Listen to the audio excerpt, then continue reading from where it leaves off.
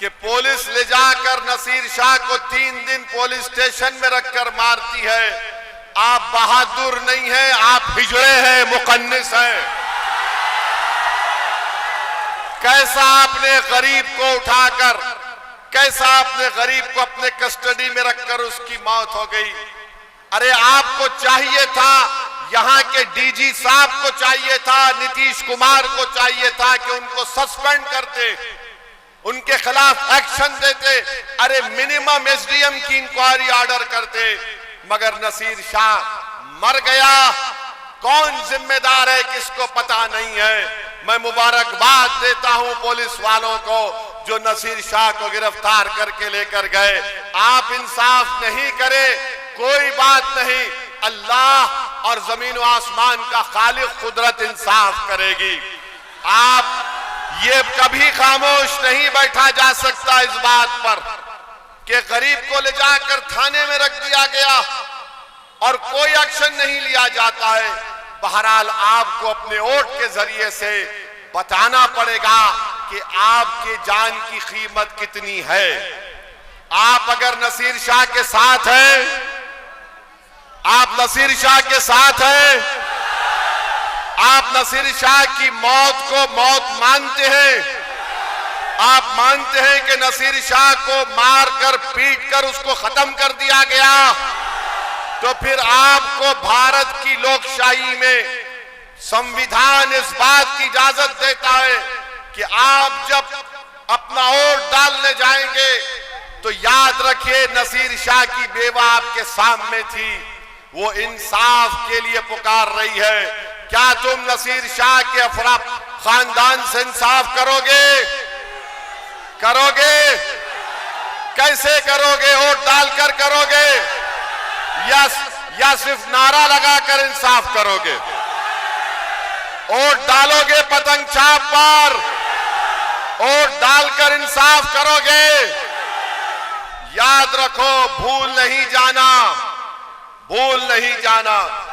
दूसरी बात सुनिए, अरे सुनिए, सुनिए, दूसरी बात यह है कि इस विधानसभा में अनुमंडल अस्पताल है, राजद का विधायक है, अस्पताल में डॉक्टर है,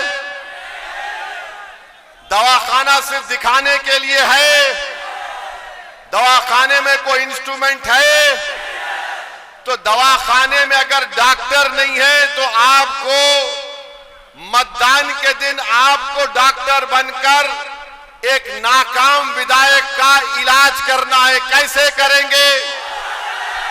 किस पर बटन दबाएंगे? किस पर बटन दबाएंगे? क्या यहां का नौजवान बेरोजगार है? यहां का नौजवान बेरोजगार है, बेरोजगार और गरीबी उसका मुकद्दर बन चुका। तो आपका काम यह है कि मतदान के दिन आप किसको बेरोजगार बनाएंगे? किसको बेरोजगार बनाएंगे? और रोजगार किसके लिए हासिल करेंगे? आप अपने लिए हासिल करेंगे। क्या यहां का नौजवान इस विधानसभा को छोड़कर हिंदुस्तान के कोने कोने में जाता है नौकरी की तलाश में? और यहां का विधायक क्या करता है? तुम्हारा वोट लिया और पटना जाकर बैठ गया।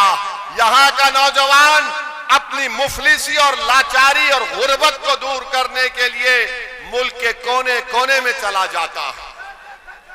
तो मेरे अजीज दोस्तों और बुजुर्गों, फिर आप ये भी जानते हैं, आप ये भी जानते हैं कि यहां पर भ्रष्टाचार है।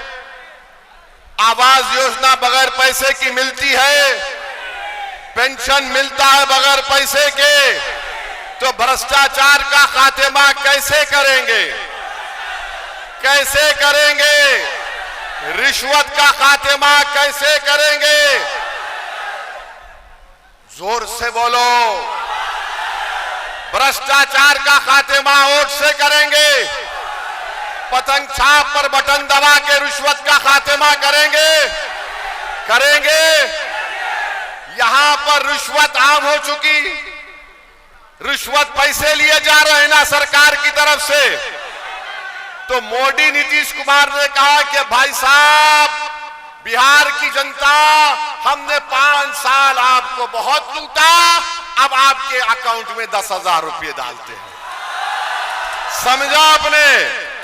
5 साल खून चूस लिया, अब चुनाव आया तो ले 10,000। अरे 10,000 से क्या होगा मोदी जी, नीतीश कुमार जी? आपने 5 साल, एक साल में 365 दिन, 365 दिन अगर गरीब म्यूटेशन के लिए 3,000 देता है, रजिस्ट्री के लिए 1,500 देता है, आवास योजना के लिए 3,000, यहां विधानसभा में एक दिन की रिश्वत कम से कम 15 से 20 लाख होगी, एक दिन की। और आज आपको आंखों पे पर्दा डालकर बोल रहे मैंने 10,000 दिया, 10,000। यानी ये इतना खा चुके हैं। अब चुनाव आ गया तो आपका भी काम ये है, 10,000 दिए तो लेना, मगर वोट किसको देना? वोट किसको देंगे? वोट पतंग छाप को देंगे ना। हाँ, अभी ये जो झगड़ा चल रहा है, बहुत झगड़ा चल रहा है, कौन लड़ेगा नहीं लड़ेगा, कौन किस पार्टी से आएगा, कैसा आएगा, उसकी फिक्र मत करिए। आप पतंग छाप के बटन को देखकर वोट डालेंगे ना इंशाअल्लाह। आप ये समझिए कि ओवैसी आकर खड़ा है, आपसे कह रहा है वोट डालने के लिए। और हमसे दुश्मनी क्यों है?